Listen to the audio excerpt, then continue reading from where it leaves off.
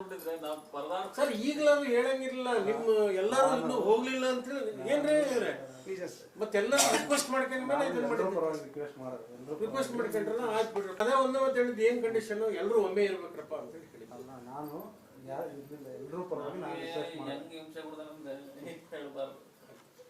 ಬಂದಿವ್ರಿ. ಬೆಳಗ್ಗೆ ಹೇಳಿದ್ರೆ ಬೆಳಗ್ಗೆ ಇರ್ಲಿಲ್ಲ, ನೀವು ಬಂದ್ರಲ್ಲ ಹೋದವ್ರು ಇವಾಗ ಬಂದಿರ. ಎಲ್ಲರೂ ಪರವಾಗಿ ನಾನು ರಿಕ್ವೆಸ್ಟ್ ಮಾಡಿ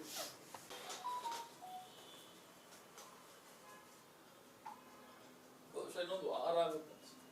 10ನೇ ತಾರೀಕು ಮೇಲೆ ಸಿಗುತ್ತೆ. ಮಾತಾಡಿ 225 ಸಾಕ್ಷಿಗಳು 231 25 ಅದು FSL 231 FSL 8 ಇನ್ನು ಅದು CFS